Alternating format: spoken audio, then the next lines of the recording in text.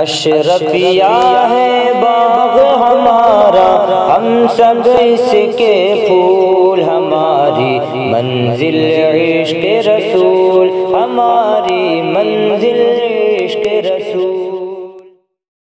السلام علیکم ورحمۃ اللہ وبرکاتہ۔ بسم اللہ الرحمن الرحیم۔ وعن ابی خزامۃ عن ابیہ قال قلت یا رسول اللہ ارأیت رقا نسترقیها ودواء نتداوى به وتقاة نتقیها هل ترد من قدر اللہ شیئا۔ ابو خزامہ سے روایت ہے، وہ اپنے والد سے روایت کرتے ہیں، انہوں نے فرمایا میں نے عرض کیا اے اللہ کے رسول آپ بتائیں۔ آپ یہ پہلے پڑھ چکے ہیں کہ ارائیتا یہ اخبر کے معنی میں استعمال ہوتا ہے، تو یہاں بھی ارائیتا اخبرنی کے معنی میں استعمال ہے۔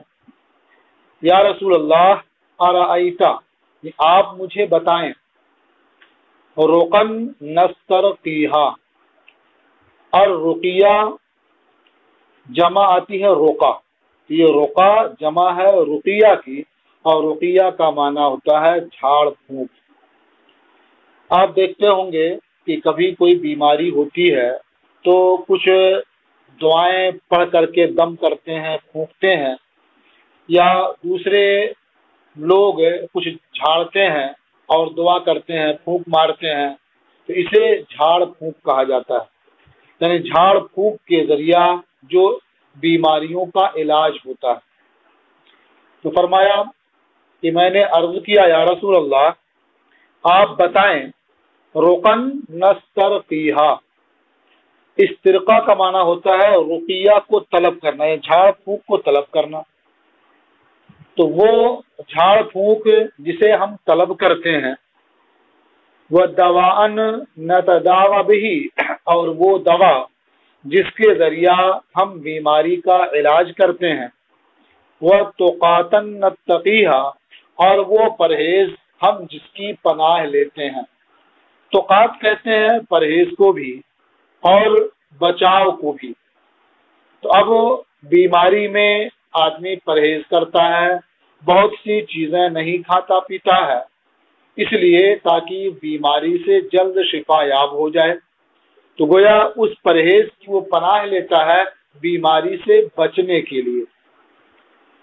جیسے آج جو حالات ہیں تو آپ ماسک لگاتے ہیں، وہ ماسک کی آپ پناہ لیتے ہیں، یہ بھی ایک پرہیز ہے تاکہ وائرس اڑ کر کے چل کر کے کسی طرح سے آپ کے ناک تک نہ پہنچ جائے، آپ کے منہ میں نہ چلا جائے، تو یہی پرہیز ہے، اس کی آپ پناہ لیتے ہیں۔ یا نزلے زکام میں آپ کچھ ٹھنڈی چیزوں سے پرہیز کرتے ہیں، یا میدان کارزار میں ڈھال سے اپنے آپ کو بچاتے ہیں، تو تقاة نتقیہا میں وہ چیز بھی آ سکتی ہے۔ اور وہ پرہیز، وہ بچاؤ ہم جس کی پناہ لیتے ہیں، جسے اختیار کرتے ہیں، حل ترد من قدر اللہ شیئا، کیا یہ چیزیں اللہ کی تقدیر سے کچھ تبدیل کرتی ہیں، کچھ پھیر دیتی ہیں، یا یہ چیزیں ہم استعمال کریں نہ کریں، جو اللہ نے مقدر فرما دیا وہ ہو کر رہے گا۔ اللہ کے رسول صلی اللہ علیہ وسلم نے ارشاد فرمایا حیا من قدر اللہ، یعنی یہ بھی اللہ کی تقدیر ہی سے ہے۔ یعنی جھاڑ پھونک جو آپ کرتے ہیں، طلب کرتے ہیں، دوا جس کے ذریعے آپ علاج کرتے ہیں، پرہیز جسے آپ اختیار کرتے ہیں، بچاؤ جو آپ اپناتے ہیں، یہ سب بھی اللہ کی تقدیر ہی سے ہے۔ یعنی یہ چیزیں اسی کے لیے میسر آتی ہیں جس کے لیے اللہ نے مقدر فرما دی ہیں، اور اگر اللہ نے مقدر نہیں فرمائی ہیں تو یہ چیزیں اسے میسر نہیں آتی، وہ انہیں استعمال نہیں کر پاتا۔ یہی وجہ ہے کہ آپ سنتے ہوں گے کہ جو فوجی ہوتے ہیں، جو سپاہی ہوتے ہیں، جب خطرناک جگہوں پر جاتے ہیں تو بچنے کے لیے وہ طرح طرح کے جیکٹ پہن لیتے ہیں اور کچھ ایسی چیزیں بھی وہ پہنتے ہیں، استعمال کرتے ہیں جس سے گولی بھی ان پر اثر انداز نہ ہو سکے، یہ سب ہوتا ہے۔ لیکن اگر کسی جگہ جانے سے ان کی موت مقدر ہے تو کبھی ایسا ہوتا ہے کہ اسے پہننا بھول جاتے ہیں، تو چونکہ وہ مقدر تھی موت اسی طرح سے، تو اسباب مہیا ہو گئے اور وہ پہننا بھول گئے۔ تو معلوم ہوا کہ اللہ تعالیٰ نے جب پہننا مقدر کیا ہے، جب یہ چیزیں مقدر کی ہیں تو آدمی کو اس کی توفیق مل جاتی ہے اور اسے وہ استعمال کر لیتا ہے، اور اگر مقدر نہیں ہے تو یہ سب نہیں ہو پاتا ہے۔ لہذا یہ اللہ تعالیٰ کی تقدیر کے علاوہ کوئی چیز نہیں ہے، من قدر اللہ، یہ بھی اللہ کی تقدیر ہی سے ہے۔ اس لیے بندے کو ہمیشہ جو ظاہری اسباب ہیں ان کا استعمال کرنا چاہیے، ان کا لحاظ رکھنا چاہیے، اور اس کے بعد اللہ تعالیٰ کی ذات پر بھروسہ رکھنا چاہیے کہ ہم نے ظاہری اسباب کا انتظام کر لیا ہے، اس کا اہتمام کر لیا ہے، اب اللہ تعالیٰ چاہے گا تو یہ اسباب اپنا کام کریں گے اور ہم محفوظ و مامون رہیں گے۔ صرف انہی ظاہری اسباب پر بھروسہ کرنا یہ مومن کی شان نہیں ہے، اس لیے کہ یہ سب ظاہری اسباب اپنی ذات سے، اپنی طبیعت سے کچھ نہیں کرتے ہیں، یہ وہی کرتے ہیں جو اللہ تعالیٰ کا انہیں حکم ہوتا ہے۔ رواہ احمد و ترمذی و ابن ماجہ، اسے امام احمد اور ترمذی اور ابن ماجہ نے روایت کیا۔ وعن ابی ہریرہ قال، اور حضرت ابو ہریرہ سے روایت ہے، انہوں نے فرمایا خرج علینا رسول اللہ صلی اللہ علیہ وسلم ونحن نتنازع فی القدر، اللہ کے رسول صلی اللہ علیہ وسلم ہمارے پاس نکل کر تشریف لائے۔ یعنی ظاہر یہ ہے کہ نبی کریم صلی اللہ تعالی علیہ وسلم اپنے کاشانہ اقدس میں تشریف فرما ہوں گے، اور یہ صحابہ کرام مسجد نبوی میں بیٹھ کر کے قضاء و قدر کے تعلق سے بات کر رہے تھے کہ اللہ کے رسول صلی اللہ علیہ وسلم اپنے کاشانہ اقدس سے نکلے، ان حضرات کے پاس تشریف لائے۔ فرمایا خرج علینا رسول اللہ صلی اللہ علیہ وسلم، اللہ کے رسول صلی اللہ علیہ وسلم اپنے کاشانہ اقدس سے نکل کر ہمارے پاس تشریف لائے، اس حال میں کہ ہم تقدیر کے بارے میں باہم نزاع کر رہے تھے، جھگڑ رہے تھے۔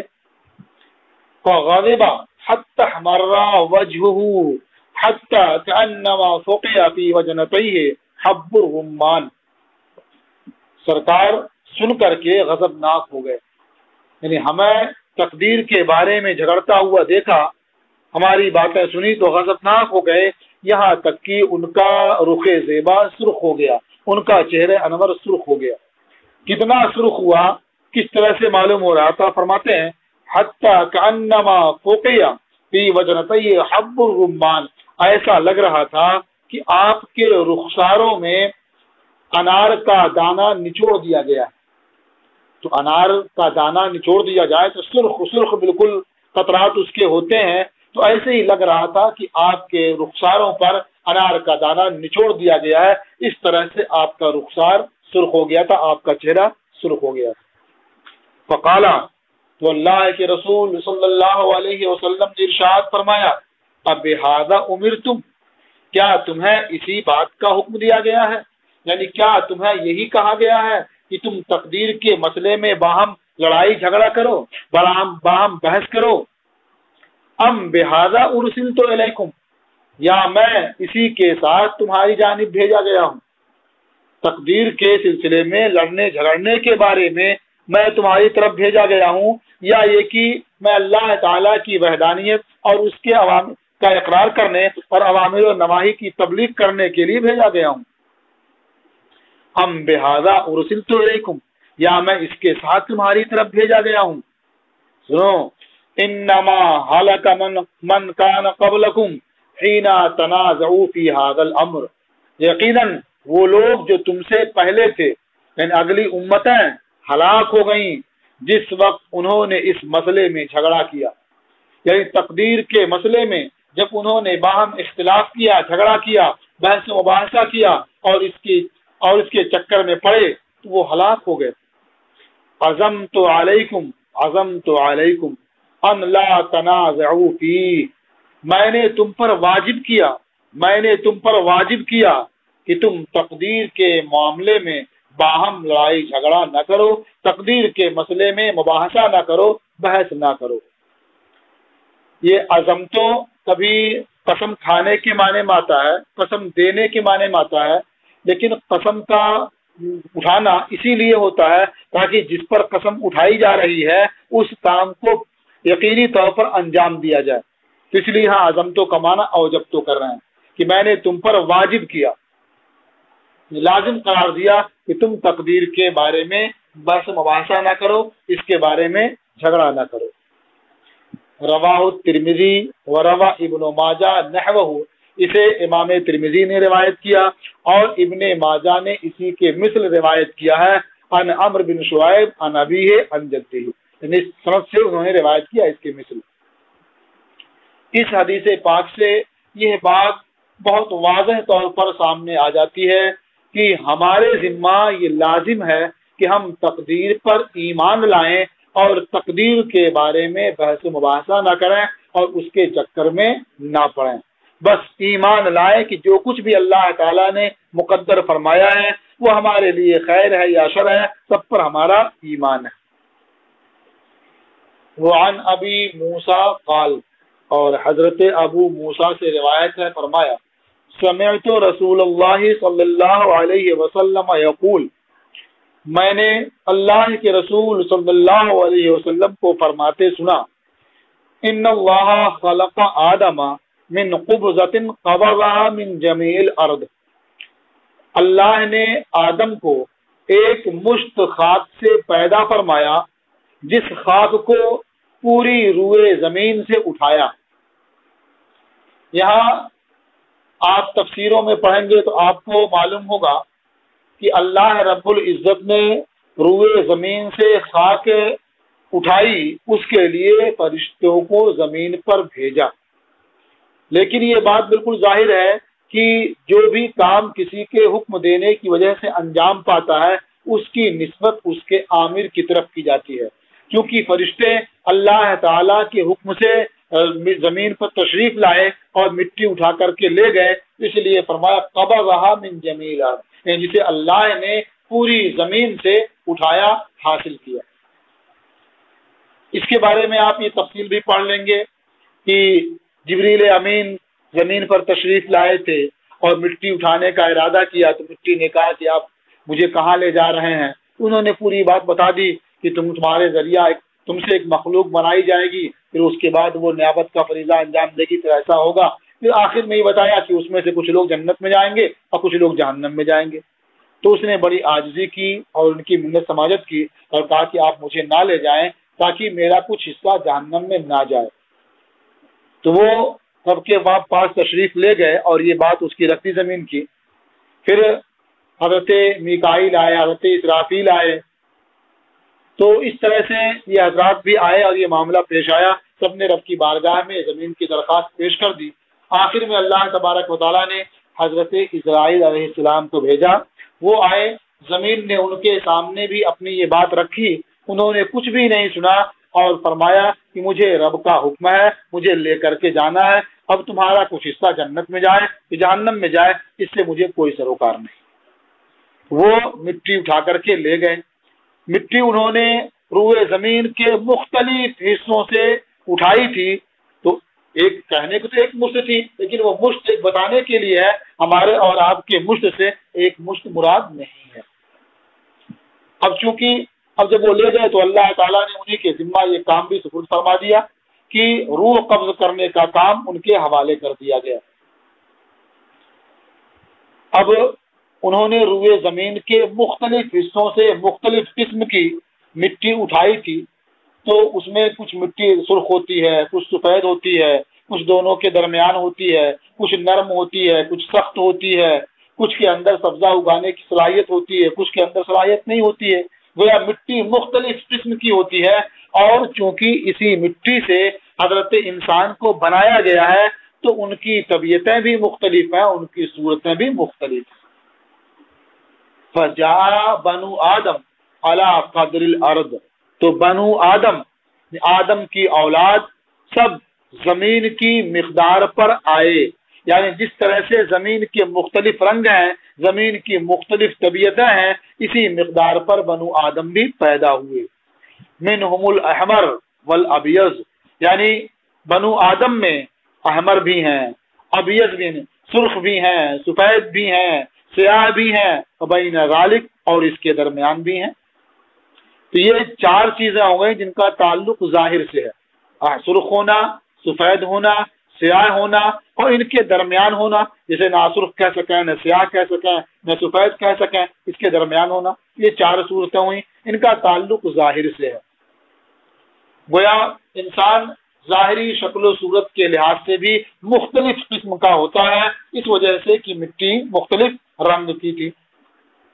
اور فرمایا وَالسَّهْلُ وَالْحَزْنُ وَالْخَبِيثُ وَالطَّيِّبُ، اور ان میں کچھ نرم طبیعت ہے، سہل نرم، والحزن یہ سہل کی ضد ہے، اور کچھ لوگ سخت طبیعت ہیں، والخبیث والطیب کچھ لوگ پاکیزہ طبیعت کے ہیں اور کچھ لوگ خبیث طبیعت کے ہیں۔ یہ سب کیوں ہے؟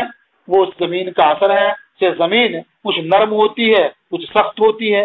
زمین کے خبیث ہونے کا مطلب کیا ہے؟ کہ اس کے اندر سبزہ اگانے کی صلاحیت نہ ہو، اور زمین کے پاکیزہ ہونے کا مطلب ہے کہ اس کے اندر سبزہ اگانے کی صلاحیت ہو۔ تو ایسے ہی انسانوں کا حال ہے۔ یہ 4 چیزیں باطن سے متعلق ہیں کہ باطن کے لحاظ سے کچھ لوگ نرم ہوتے ہیں، کچھ لوگ سخت ہوتے ہیں، کچھ لوگوں کی طبیعت دوسروں کو فائدہ پہنچانے کی ہوتی ہے اگرچہ اس راہ میں اپنے آپ کو مشقت میں ڈالنا بھی پڑے، کچھ لوگوں کی طبیعت دوسرے کو بالکل فائدہ پہنچانے کی نہیں ہوتی ہے، چاہے اس کے لیے انہیں پریشانی ہی اٹھانی پڑے لیکن وہ چاہتے نہیں کہ اس کو فائدہ پہنچے۔ تو یہ حال انسانوں کی طبیعت کا ہے۔ زمین کے اختلاف کی وجہ سے انسان بھی مختلف طبیعت کا ہے۔ رواہ احمد و ترمذی و ابو داؤد، اسے امام احمد اور ترمذی اور ابو داؤد نے روایت کیا۔ اس سے یہ بات سمجھ میں آئی کہ اگر کوئی گورا پیدا ہوا یا کوئی سرخ پیدا ہوا یا کوئی کالا پیدا ہوا تو اسے نہ تو اس پر فخر کرنا چاہیے اور نہ اس پر افسوس کرنا چاہیے، یعنی جو رنگ وہ چاہتا ہے وہ اسے حاصل نہیں ہے تو اس پر افسوس نہیں کرنا چاہیے، اور وہ رنگ اسے مل چکا ہے اس پہ فخر نہیں کرنا چاہیے، اس لیے کہ اس میں اس کی اپنی کوشش کا کوئی دخل نہیں ہے، یہ محض رب کریم کا فیصلہ ہے، جس کے بارے میں جس طرح سے چاہا وہ اسی طرح سے دنیا میں آیا۔ وعن عبداللہ ابن عمرو قال، اور حضرت عبداللہ ابن عمرو سے روایت ہے، انہوں نے فرمایا سمعت رسول اللہ صلی اللہ علیہ وسلم یقول، میں نے اللہ کے رسول صلی اللہ علیہ وسلم کو فرماتے ہوئے سنا، ان اللہ خلق خلقہ فی ظلمت، بے شک اللہ نے اپنی مخلوق کو تاریکی میں پیدا فرمایا۔ تاریکی میں پیدا فرمانے کا مطلب یہ نہیں ہے کہ جہاں پیدا کیا وہاں تاریکی تھی، بلکہ تاریکی میں پیدا فرمانے کا مطلب یہ ہے کہ ان کے اندر تاریکی تھی، مخلوق کے اندر تاریکی تھی۔ یہ تاریکی کیسی تھی؟ خواہشات کی تاریکی، یعنی خواہشات کی وجہ سے آدمی جو ادھر ادھر بھٹکتا ہے بہکتا ہے، یہ تاریکی تھی، یہ نفس کی ظلمت تھی، یہ تاریکی سے مراد۔ اور خلق سے خلقہ میں خلق سے مراد یا تو جن اور انس دونوں ہیں یا صرف انسان ہیں۔ تو اللہ تعالیٰ نے اپنی مخلوق کو یعنی جن اور انس کو پیدا فرمایا تاریکی میں، یا انسان کو پیدا فرمایا تاریکی میں، یعنی ان کے اندر خواہش رکھی، ان کے اندر نفس کی ظلمت موجود تھی۔ وَأَلْقَى عَلَيْهِمْ مِن نُورِهِ، پھر اللہ نے ان پر اپنا نور ڈالا۔ مراد کیا ہے نور سے؟ یعنی وہ نور جو اللہ تعالیٰ نے پیدا فرمایا، یہ نور ذات نہیں بلکہ وہ نور جو مخلوق ہے جسے اللہ تعالیٰ نے پیدا فرمایا ہے، اس نور سے ان پر ڈالا۔ مراد اس سے کیا ہے؟ عقل، علم، تدبر، فہم و فراست، یہ مراد ہے نور سے۔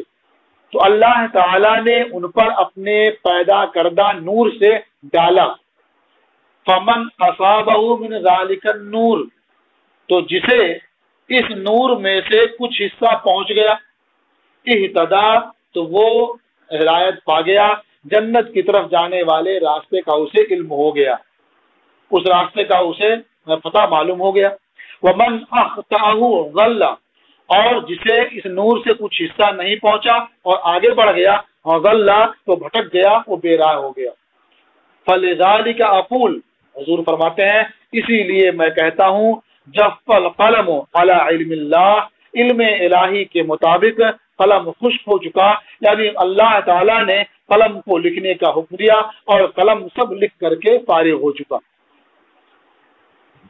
اب یہاں اللہ تعالیٰ نے لوگوں کو عقل عطا فرمائی ہے، اب عقل کی بنیاد پر جو فیصلہ کرتے ہیں، غور کرتے ہیں، اسے کام میں لاتے ہیں تو انہیں کچھ روشنی مل جاتی ہے اور راہ راست پر آ جاتے ہیں، اور جو اس طرح اس کو کام میں نہیں لاتے ہیں، صرف جو خواہش نفس ہے اسے مغلوب ہو جاتے ہیں، وہ بے راہ ہو جاتے ہیں۔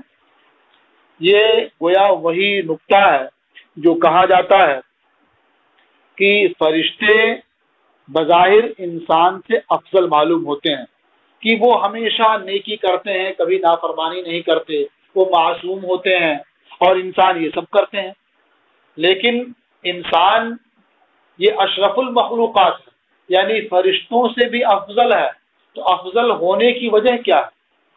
وجہ یہی ہے کہ اللہ تعالیٰ نے اس کے اندر خواہشات بھی رکھی ہیں، تو خواہشات کی وجہ سے وہ گناہوں میں پڑ سکتا ہے، سیدھے راستے سے بہک سکتا ہے، جنت کی بجائے جہنم کے راستے کو اختیار کر سکتا ہے، اور اس کے اندر اللہ نے عقل بھی رکھی ہے، فہم و فراست بھی رکھی ہے، اس کے ذریعہ وہ صحیح اور غلط میں امتیاز کر سکتا ہے، حق اور باطل کو پہچان سکتا ہے۔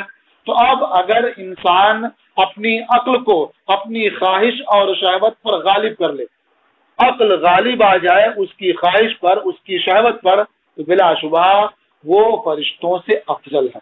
اس لیے کہ اگر یہ خواہش ہونے کے باوجود اللہ تعالیٰ کی بندگی کرتا ہے، اس کی عبادت کرتا ہے، اس کی نافرمانیوں سے بچتا ہے، تو یہاں معنی موجود تھا، اسے ہٹا کر کے، اس پر غلبہ حاصل کر کے اس نے اللہ کی اطاعت کی، اس لیے فرشتوں سے افضل ہے، کیونکہ فرشتوں کے لیے اللہ کی اطاعت و فرما برداری سے کوئی چیز مانے نہیں ہے۔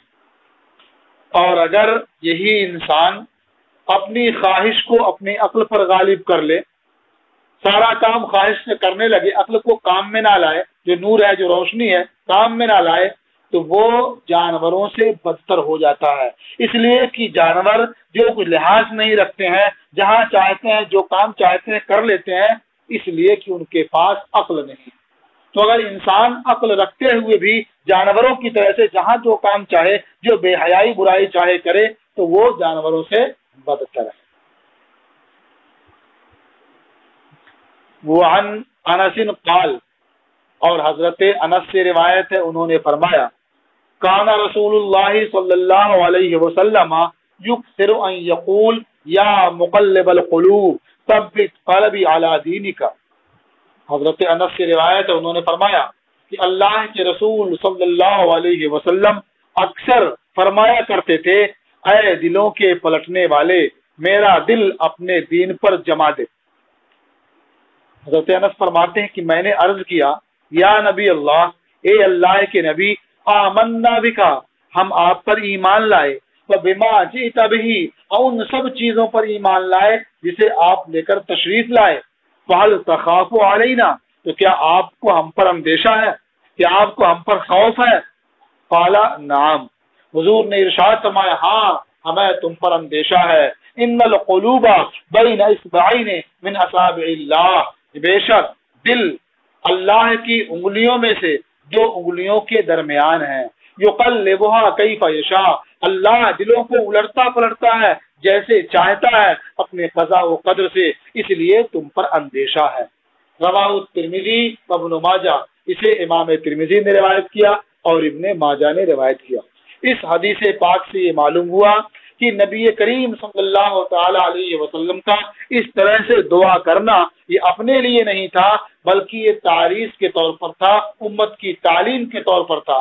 چنانچہ حضرت انس جو سرکار کی بارگاہ میں حاضر رہا کرتے تھے، آداب سے آگاہ تھے، فوراً سمجھ گئے کہ سرکار کو ہم پر اندیشہ ہے، اس لیے وہ ہمارے لیے دعا کر رہے ہیں، تاکہ ہمیں یہ سلیقہ آ جائے کہ جب یہ نبی آخر الزمان جو معصوم ہے یہ اپنے لیے دعا کر رہے ہیں، تو ہمیں تو زیادہ اپنے لیے دعا کرنی چاہیے۔ تو سرکار کا اس طرح کی دعا کرنا اس لیے نہیں کہ ان کو اپنے بارے میں خطرہ تھا، بلکہ اپنی امت کے بارے میں خطرہ تھا، اس لیے آپ اس طرح دعا فرمایا کرتے تھے۔ وعن ابی موسیٰ قال، اور حضرت ابو موسیٰ سے روایت ہے، انہوں نے فرمایا قال رسول اللہ صلی اللہ علیہ وسلم مثل القلب کریشۃ بعرض فلات یقلبها الریاح ظہرا لبطن۔ اللہ کے رسول صلی اللہ علیہ وسلم نے ارشاد فرمایا دل کی مثال اس پر کی طرح سے ہے جو بے آب و گیا زمین میں ہو، جسے ہوائیں الٹ پلٹ کرتی رہتی ہیں، یعنی پشت کو اس کے بدن کی طرف، بدن کو پشت کی طرف کرتی رہتی ہیں، نیچے اوپر اسے پلٹتی رہتی ہیں۔ یہی حال دل کا ہے، اسی لیے اسے قلب کہا بھی جاتا ہے کہ الٹتا پلٹتا رہتا۔ آپ خود بھی اپنے اندر محسوس کرتے ہوں گے کہ تھوڑی دیر میں آپ کو خیال آتا ہے کہ یہ نیک کام کر لیں، پھر اس کے بعد فوراً آپ کا خیال بدل جاتا ہے۔ آپ سوچتے ہیں روزانہ کہ کل صبح جو ہے بالکل سویرے اٹھیں گے، فجر کی نماز پڑھیں گے، مطالعے میں لگ جائیں گے اور ٹائم سے سبق سنیں گے، اور اس کے بعد جب صبح اٹھتے ہیں، نماز سے فارغ ہوتے ہیں، سوچے چلو سو لیں، بعد میں سن لیں گے، فوراً پلٹ جاتا ہے آپ کا دل۔ اسی لیے اس کا نام دل رکھا گیا، یہ پلٹتا رہتا قلب ہے۔ رواہ احمد، اسے امام احمد نے روایت کیا۔ وعن علی قال، اور حضرت علی سے روایت ہے، انہوں نے فرمایا قال رسول اللہ صلی اللہ علیہ وسلم لا یؤمن عبد حتی یؤمن باربع۔ اللہ کے رسول صلی اللہ علیہ وسلم نے ارشاد فرمایا کوئی بندہ مومن نہیں ہو سکتا یہاں تک کہ وہ 4 چیزوں پر ایمان لائے۔ یشہد ان لا الہ الا اللہ، وہ اس بات کی شہادت دے کہ اللہ کے سوا کوئی معبود نہیں ہے، اور وانی رسول اللہ، اور میں اللہ کا رسول ہوں۔ بعثنی بالحق، اللہ نے مجھے حق کے ساتھ مبعوث فرمایا، ایک چیز ہو گئی۔ ویؤمن بالموت، اور موت پر ایمان لائے، اسے برحق جانے۔ والبعث بعد الموت، اور موت کے بعد اٹھنے پر ایمان لائے، یعنی اس بات پر بھی وہ ایمان رکھے کہ مرنے کے بعد دوبارہ اٹھایا جانا ہے، جمع کیا جانا ہے اور حساب و کتاب ہونا ہے۔ ویؤمن بالقدر، اور تقدیر پر ایمان لائے، یعنی اس بات پر ایمان رکھے کہ اللہ تعالیٰ نے خیر و شر جو کچھ ہے سب کو مقدر فرما دیا ہے۔ جب تک بندہ ان 4 چیزوں پر ایمان نہ لائے وہ مومن نہیں ہو سکتا۔ رواہ ترمذی وابن ماجہ، اسے امام ترمذی اور ابن ماجہ نے روایت کیا ہے۔ وعن ابن عباس قال، اور حضرت ابن عباس سے روایت ہے، فرمایا قال رسول اللہ صلی اللہ علیہ وسلم، اللہ کے رسول صلی اللہ علیہ وسلم نے ارشاد فرمایا صنفان من امتی لیس لہما فی الاسلام نصیب، میری امت میں سے 2 قسم کے لوگ ہیں جن کے لیے اسلام میں کوئی حصہ نہیں ہے۔ یا امت سے مراد امت اجابت ہے، یعنی میری امت جو ایمان لانے کا دعویٰ کرتی ہے اور کلمہ پڑھتی ہے، اس کا حال یہ ہے کہ ان کے لیے 2 طرح کے جو ہیں ان کا اسلام میں کوئی حصہ نہیں ہے۔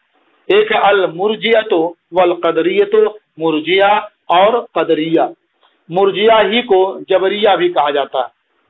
ان کا حال یہ ہے کہ سب یہ کہتے ہیں کہ بندوں کا اپنے افعال میں کوئی اختیار نہیں ہے، سب اللہ تعالیٰ کی تقدیر سے ہے، بندہ اس میں مجبور ہے۔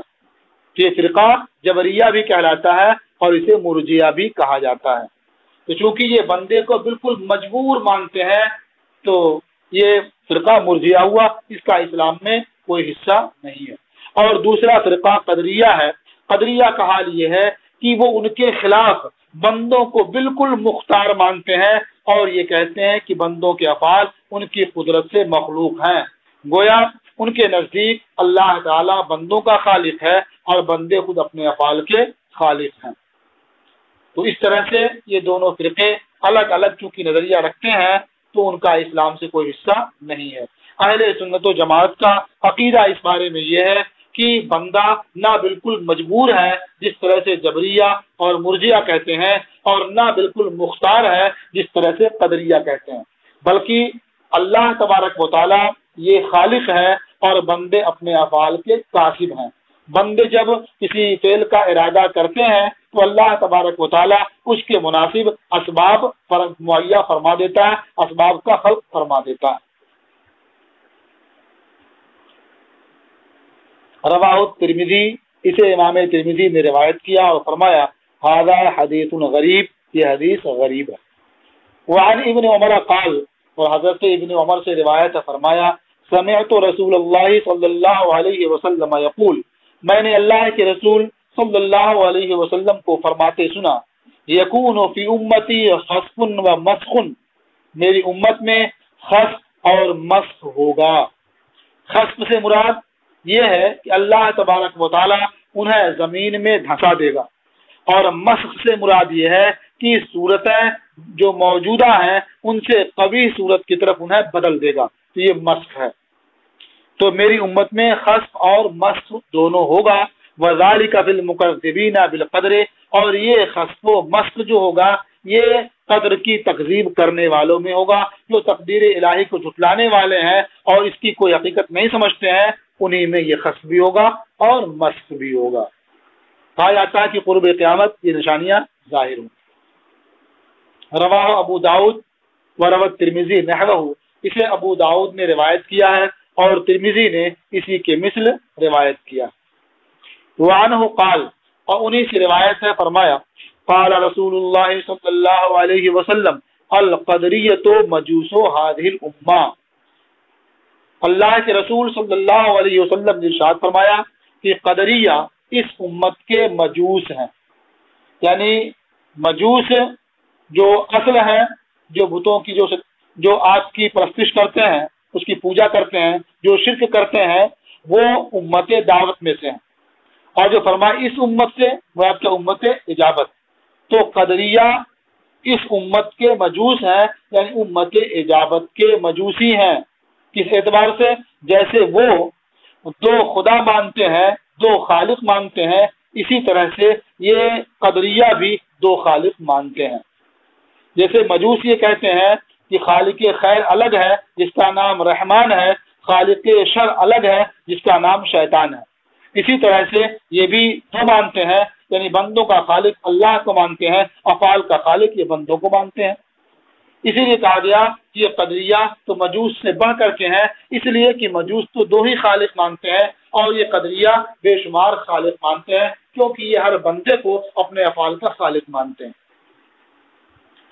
حضور نے ارشاد فرمایا ان مرضوا فلا تعودوہم، اگر یہ بیمار ہو جائیں تم ان کی بیمار پرسی کے لیے نہ جاؤ، وَإِن مَاتُوا فَلَا تَشْهَدُوهُمْ، اور اگر یہ مر جائیں تو تم ان کے جنازے میں حاضر نہ ہو۔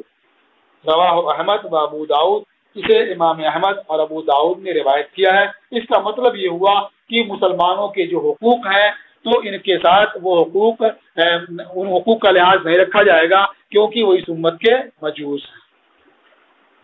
وعن عمر قال، اور حضرت عمر سے روایت ہے، انہوں نے فرمایا قال رسول اللہ صلی اللہ علیہ وسلم، اللہ کے رسول صلی اللہ علیہ وسلم نے ارشاد فرمایا لا تجالسوا اہل القدر ولا تفاتحوہم، اہل قدر کی صحبت اختیار نہ کرو، ان کے ساتھ اٹھو بیٹھو مت، یعنی جو قدریہ ہیں ان کے ساتھ اٹھو بیٹھو مت، ولا تفاتحوہم، اور انہیں اپنے معاملات کا فیصل نہ بناؤ، یعنی اپنے معاملات فیصلے کے لیے ان کے پاس نہ لے جاؤ۔ یا اس کا معنی یہ بھی ہو سکتا ہے ولا تفاتحوہم، یعنی ان کے ساتھ تم کسی چیز میں پہل نہ کرو، یعنی بحث و مباحثے میں پہل نہ کرو، بات چیت میں پہل نہ کرو، سلام کرنے میں پہل نہ کرو، یعنی ان سے کنارہ کش ہی رہو۔ اب اگر وہ کسی ضرورت سے تم سے بات کرنا چاہتے ہیں تو بات کر سکتے ہو۔ رواہ ابو داؤد، اسے ابو داؤد نے روایت کیا ہے۔ وعن عائشہ قالت، اور حضرت عائشہ رضی اللہ تعالی عنہا سے روایت ہے، فرمایا قال رسول اللہ صلی اللہ علیہ وسلم ستۃ لعنتہم ولعنہم اللہ وکل نبی یجاب، اللہ کے رسول صلی اللہ علیہ وسلم نے ارشاد فرمایا 6 لوگ ایسے ہیں جن پر میں نے لعنت کی اور ان پر اللہ نے لعنت کی۔ لعنت کا مطلب ہوتا ہے اللہ کی رحمت سے دوری کی دعا کرنا، یعنی بندہ جب کوئی کسی پر لعنت کرتا ہے تو گویا وہ اللہ تعالیٰ سے، اللہ کی رحمت سے اسے دور کرنے کی دعا کرتا ہے کہ اللہ تعالیٰ کی رحمت سے وہ دور کر دیا جائے، وہ اللہ کی رحمت سے دور ہو جائے۔ اللہ تعالیٰ کا اس پر لعنت کرنا یہ ہے کہ اسے اپنی رحمت خاص سے دور فرما دے۔ وکل نبی یجاب، اور ہر نبی مستجاب الدعوات ہوتے ہیں. جب نبی نے لعنت کی ہے تو بلا شبہ وہ قبول ہوگی، اور ایسے لوگ اللہ کی رحمت سے دور ہو جائیں گے. اب وہ 6 قسم کے لوگ کون ہیں؟ الزائد فی کتاب اللہ، اللہ کی کتاب میں اضافہ کرنے والا، یعنی جو اللہ کی کتاب سے نہیں ہے اس میں بڑھا دینے والا، یہ بھی اللہ کا کلام ہے، یعنی کسی طرح کی اس میں تحریف کرنے والا، تبدیل کرنے والا. اور یہاں کتاب سے مراد عام ہے کہ کوئی بھی آسمانی کتاب ہو، قرآن کریم ہو، توریت ہو، زبور ہو، انجیل ہو، یا دوسرے صحیفے ہوں. والمکذب بقدر اللہ، اور اللہ کی تقدیر کو جھٹلانے والا، اسے نہ ماننے والا. والمتسلط بالجبروت، اور طاقت و قوت سے قبضہ جمانے والا. لیعز من اضلہ اللہ، تاکہ اسے عزت دے جسے اللہ نے ذلیل کیا. ویذل من اعزہ اللہ، اور اسے ذلیل کرے جسے اللہ نے عزت دی. والمستحل لحرم اللہ، اور اللہ کے حرم کو حلال سمجھنے والا. اللہ کے حرم سے مراد حرم مکہ ہے، یعنی جن چیزوں کا وہاں کرنا حرام ہے اسے وہاں انجام دینا، یہ حرم مکہ کو حلال سمجھنا. تو حرم مکہ کو، اللہ کے حرم کو حلال سمجھنے والا. والمستحل من عطرتی ما حرم اللہ، اور میری عطرت سے، میری اولاد سے اس چیز کو حلال سمجھنے والا جسے اللہ نے حرام کیا ہے. یعنی میری اولاد کو ایذا دینا، تکلیف دینا، انہیں برا کہنا، ان کے حقوق کی رعایت نہ کرنا، یہ سب اس میں شامل ہے. وَالتَّارِكُ لِسُنَّتِي، اور میری سنت ترک کرنے والا. اس کے بارے میں فرمایا گیا کہ اگر کوئی جان بوجھ کر کے احانتاً سنت کو ترک کرتا ہے تو وہ کفر ہے. بلا شبہ ایسا شخص اللہ کی رحمت سے محروم ہے، اس پر اللہ کی لعنت ہے. اور کوئی شخص اگر اس ارادے سے سنت کو ترک نہیں کرتا ہے بلکہ وہ اپنی غفلت اور سستی سے اسے چھوڑتا رہتا ہے تو وہ گنہگار ہے، وہ مطلب معصیت کا مرتکب ہے. اور یوں اتفاق سے کبھی سنت ترک ہو گئی، اس نے اس کا ارادہ نہیں کیا، اسے جان بوجھ کر نہیں چھوڑتا ہے، یہ اللہ کی طرف سے معاف ہے. رواہ البیہقی فی المدخل و رزین فی کتابہ، اسے امام بیہقی نے مدخل میں اور رزین نے اپنی کتاب میں روایت کیا. وعن مطر بن اقامس قال، اور مطر بن اقامس سے روایت ہے، انہوں نے بیان کیا. قال رسول اللہ صلی اللہ علیہ وسلم اذا قضى الله لعبد ان يموت بارض جعل له الیہ حاجہ، جب اللہ تعالی کسی بندے کے لیے کسی خاص زمین میں موت کا ارادہ فرما لیتا ہے تو اس کے لیے اس زمین میں حاجت پیدا فرما دیتا ہے. یعنی اللہ تعالیٰ اس کے لیے وہاں جانے کی حاجت پیدا کر دیتا ہے، اور وہ اپنی خوشی خوشی اس سرزمین پر جاتا ہے اور وہاں اسے موت آ جاتی ہے. گویا اللہ تعالیٰ اسے مجبور نہیں کرتا ہے، وہ خود بخود کیا ہے، اپنی ہنسی خوشی سے، اپنی مرضی سے وہاں جاتا ہے. رواہ احمد و ترمذی، اسے امام احمد نے اور امام ترمذی نے روایت کیا.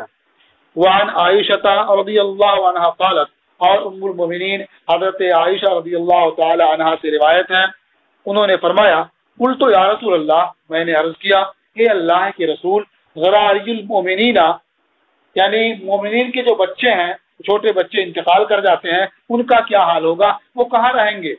قال من آبائہم، حضور نے ارشاد فرمایا وہ اپنے آبا سے ہیں، یعنی جو حال ان کے آبا کا ہے وہی حال ان کے بچوں کا ہے. تو ان کے آبا مومنین تھے، وہ جنت میں جائیں گے، تو ان کے بچے بھی ان کے تابع ہو کر کے جنت میں جائیں گے.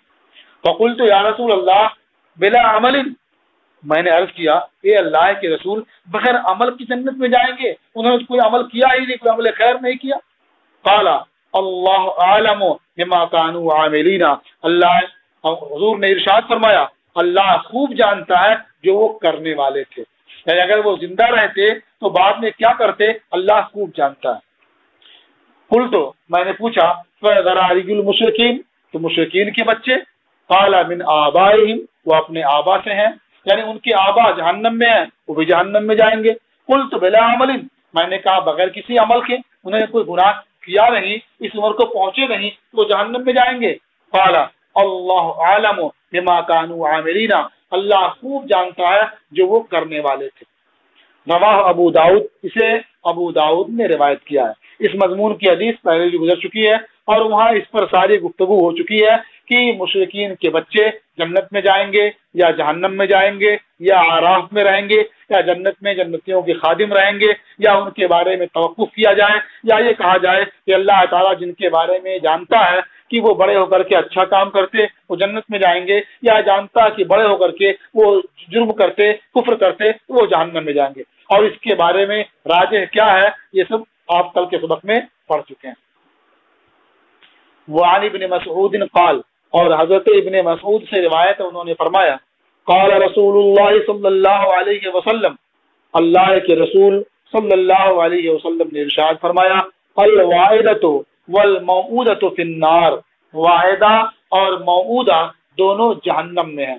واعدہ کا مطلب وہ عورت جو اپنی بیٹی کو یا اپنی اولاد کو زندہ زمین میں دفن کر دے، وعدہ بنتہ یعنی اس نے اپنی بیٹی کو زندہ قبر میں دفن کر دیا، اور موعودہ اس بچی کو کہا جاتا ہے جسے زندہ زمین میں دفن کر دیا گیا۔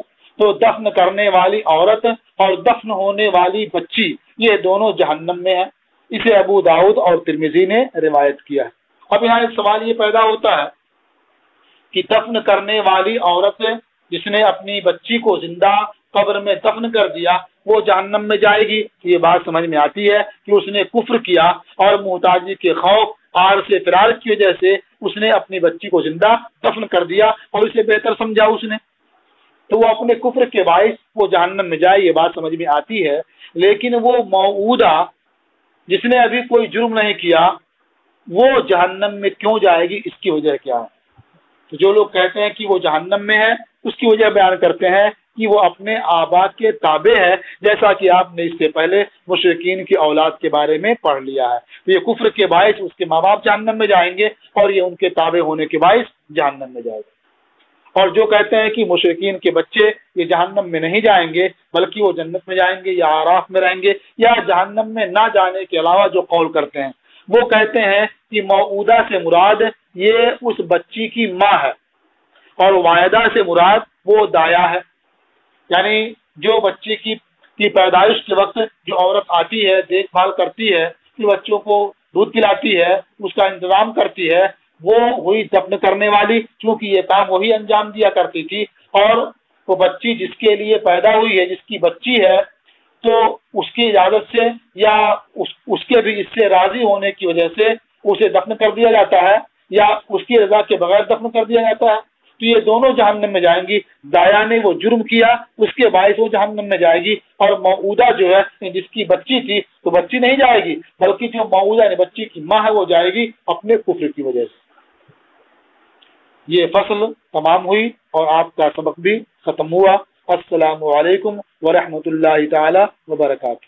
اشرفیہ ہے باغ ہمارا، ہم سب اس کے پھول، ہماری منزل عشق رسول، ہماری منزل عشق رسول۔